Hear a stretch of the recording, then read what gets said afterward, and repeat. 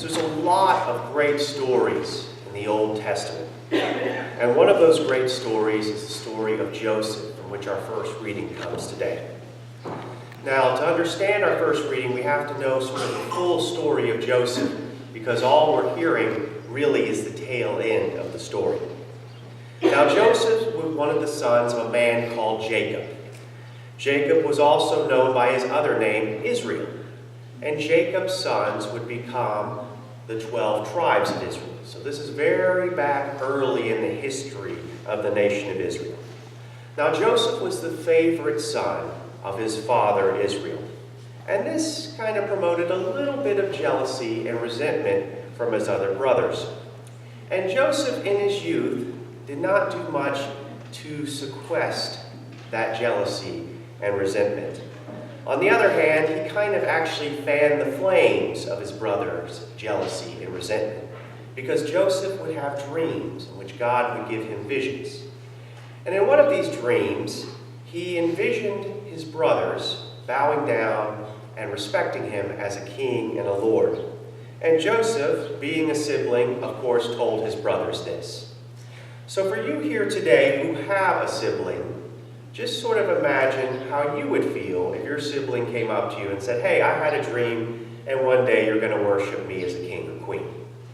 Yeah, so it went over like a lead balloon. The resentment grew between his brothers, in fact, to the point where his brothers decided to conspire to kill Joseph. But they didn't go through with it. They didn't kill him. They sold him into slavery.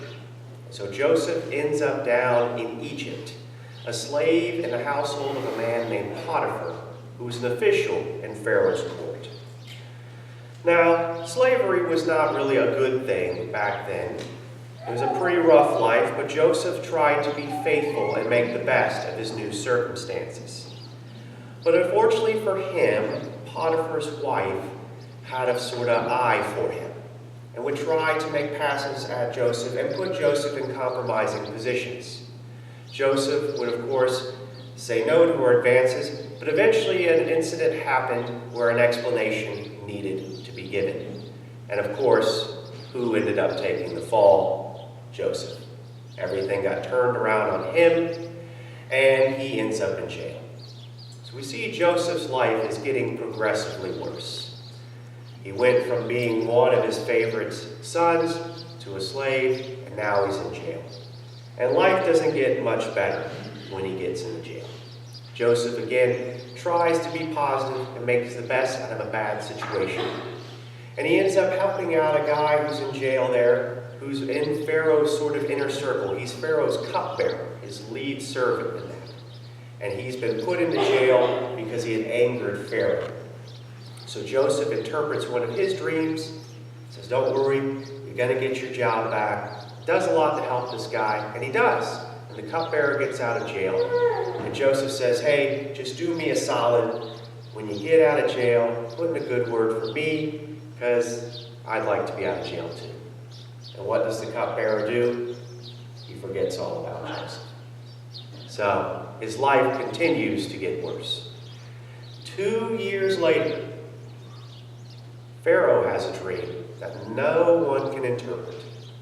And it comes to the cupbearer's mind, "Hey, there's a dude in jail that interprets dreams. He did it for me, and he can probably do it for you, Pharaoh. His name is Joseph."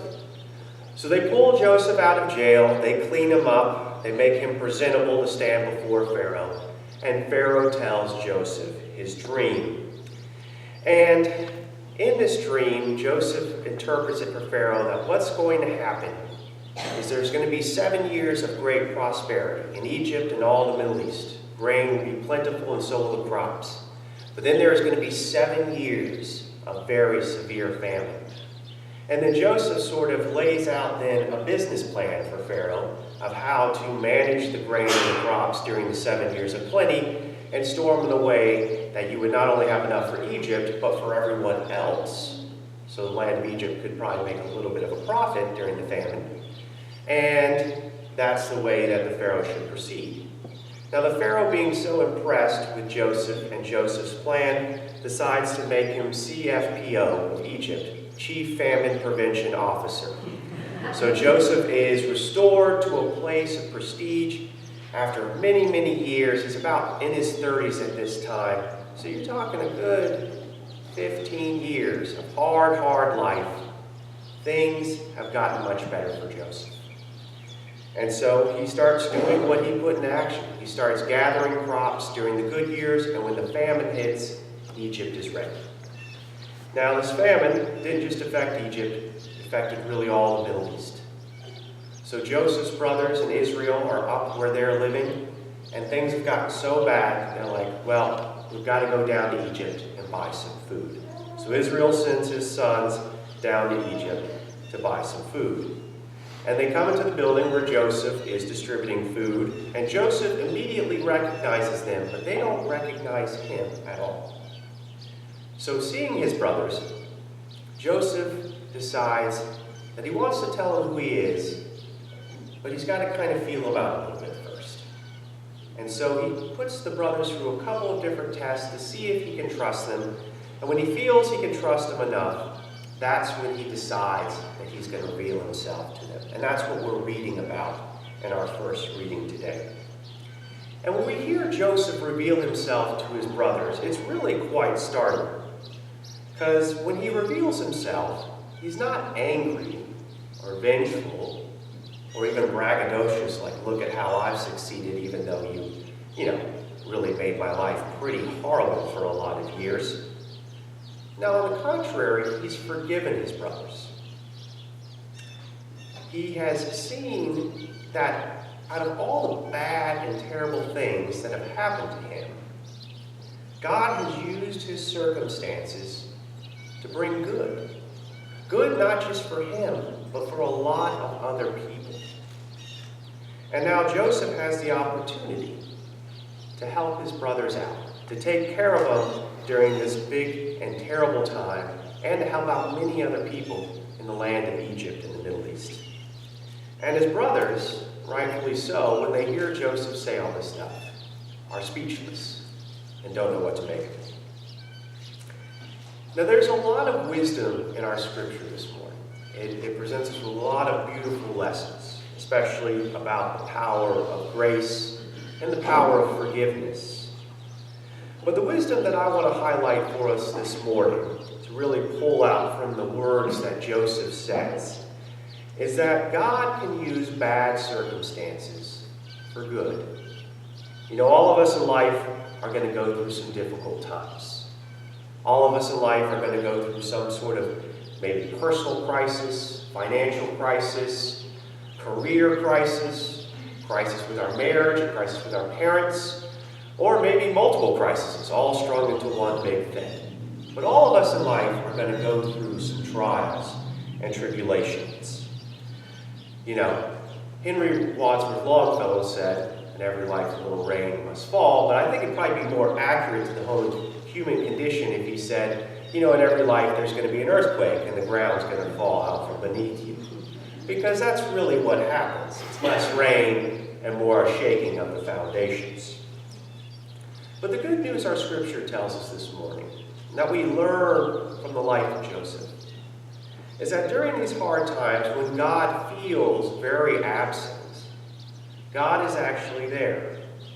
And Joseph's story reminds us that God is working. And for the way God works is that God chooses to bring life out of death. God brings his light out of darkness. So out of our crisis, God will bring something good, just like he did for Joseph.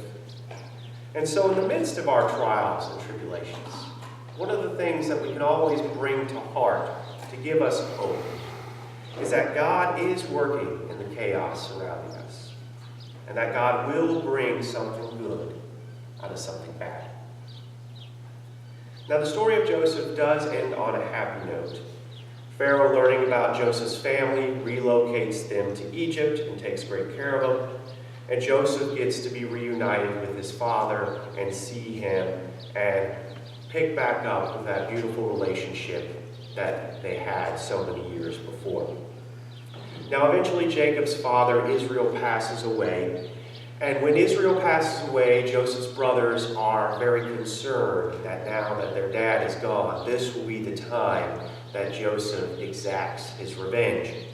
So they go to Joseph and they offer themselves as slaves to him. They say, "Put us in your service so that we may be truly forgiven." And Joseph replies to his brothers with these words, "Do not be afraid. Am I in the place of God? Even though you intended to do harm to me, God intended it for good, in order to preserve a numerous people as he is doing today. So have no fear. I myself will provide for you and your little ones." In this way he reassured them, speaking kindly to them. I don't believe that bad things happen to us in life because they are a part of God's plan. Nor do I believe that bad things happen to us in life because we did something wrong. Jesus is pretty clear that that's not the case in the New Testament. What I do believe, based on our first reading this morning, is that God does work through bad things. God can bring some good out of the terrible things that happen to us in our life. The metaphor of death and resurrection that we live so much with as Christians is not just applied to Jesus or us in the afterlife. It can be applied to our life here and now. There's going to be many things where we feel that we're about to die. But in those dark times, remember, Jesus can bring us back to life. Amen.